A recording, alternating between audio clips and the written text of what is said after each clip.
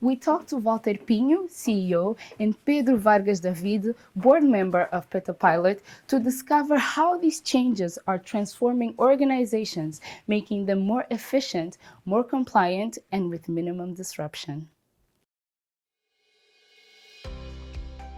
Why is tax auditing and filing digitally more effective compared to traditional taxation processes?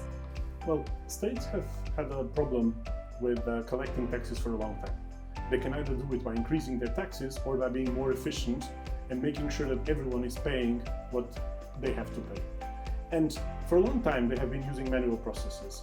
People were filing either through email or through handling physically the documents to the state, and then that process was reviewed manually, many times with a huge lag. There was also an important revolution, which was the beginning of this being submitted online, but still on a basis of information being compounded all together. What we think is now changing and helping states cover more of their taxes and making sure that everyone is paying their fair share is by going to a level of detail that only digital processes allows. What we are working on and what we have been implementing in a number of governments is the capacity to create systems that get information on an invoice-based and even within the invoice on a line-by-line basis, allowing them to be audited using both machine learning and the work of the traditional auditors of the tax authority on a real-time basis. And so no time lag between the taxes being paid and the review and the auditing being done by the tax authorities. We have done this in a number of countries, and we have proven that the efficiency of tax collection increases dramatically, and that is very important for all the countries. What makes you different from other auditing tools such as ACL, for example? Well, I think that Colby, our main product, is much more than an audit tool.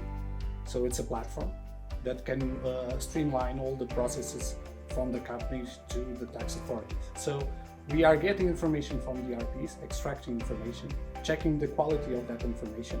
We are working with that information also for audit. That's the part of the audit tool that we have. But we are also making reporting, analytics, data mining, and also tax filing. So basically, we are a platform and not only a digital audit tool.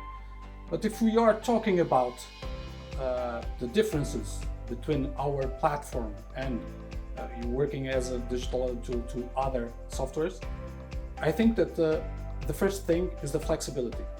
We can change and we can adapt the software to the tax authority. Tax authorities, they have legacies, and the legacies that they have, they must be maintained. So we have to adapt our platform to ensure that they can work with the tax authority. Another thing is scalability. So we started to think about our platform not only to work on a PC or a notebook. We started to look as a really scalable platform. For instance, in Poland, we grew up from one company to 15,000 companies on a single click. So just scaling up the infrastructure. So this was mainly the first thing that we thought when we were creating the platform. Big data is at hand. The other thing that we have is collaboration. Audit teams, they don't work alone. They have to work within the same set of information, getting the findings, the information, the fraud inferences that they look at, and they have to share it. So this is the main thing that we also think that is important when we are using a digital audit platform. So these are the main three things that I think that is differentiation from the other software. What are the measurable outcomes of deploying digital tax filing and auditing compared to the traditional processes? And can you give us a case study example? For instance, let's talk about VAT.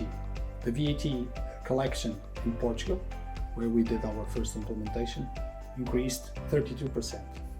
With that, the VAT gap reduced to 10% total. So if we compare other countries that did not implement this kind of measures, for instance, in Greece and in Italy, the VAT gap is still around 30%.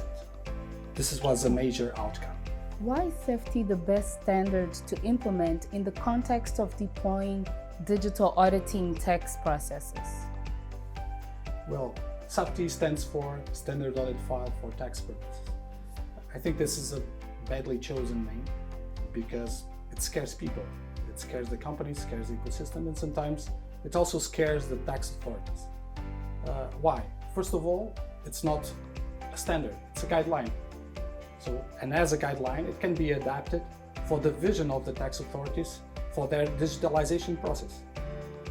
The other thing is not only for audit. So it defines a data set, an interoperability data set that can be used for many other things, like exchanging information with the government body, to the companies, to all the ecosystem. And this is one of the main changes on the name and the idea from the name. It's an interoperability thing, not only an audit thing. Then, tax purposes. Standard audit file for tax purposes. It's not only, as I said, as an interoperability thing, it's not only for taxes. It's for, of course, filing taxes. It is also for ensuring that information that is being interchanged by the companies is accurate, it's a valid information, and it's an information that can be used for many other purposes. Last but not the least, it's not only a file. It was first thought as a unique file, but talking about big data, it will be impossible to keep all that information within one file. There is technology improvements and also partitioning of that information that is being sent to the tax authorities and to the companies that is being worked with other technologies rather than a single file. And this is why a SAFT, with another name perhaps, it's the best thing for implementing a digitalization process within the region. Why should CFOs implement Colby in their companies? Well, CFOs, they have responsibilities. They have to deliver information to the tax authorities. They are liable. So it's very important to make sure that the information that they are sending to the tax authority is accurate. If it is not accurate, they will have dispute with the tax authorities. They will look at an information that is wrongfully provided, and they will spend lots of time looking at how this information was badly formed. This is one thing. They can use Colby prior to sending information to the tax authority and run several audit rules and several data quality rules in order to check the information that they are providing. The other thing is that they can use also as an internal auditor, they can use also Colby to check information within their own internal procedures, because they are a living system. And as a living system, people that are living on that system, they can make errors. So it's important to have like a third party eye to look at the information that is wrongfully posted on their ERPs. And how difficult is the implementation of the software for CTOs? So there is no difficulty to implement for the CTOs. It's just on a single click, they can provision the platform and they can send information to the platform. There is no burden of infrastructure, there is no burden of changing their own systems in order to implement Colby within the company. Colby uses information that comes from the ERP. It's a byproduct and can cooperate with the ERP using information that comes from the ERP.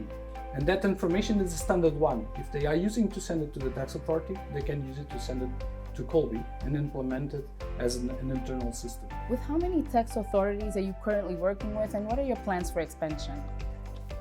So let me start by giving you a little bit of the story of Petapilot. Petapilot started in Portugal as a request from the Portuguese tax authority to help them work and understand how to improve digital auditing on top of the VAT and CIT files.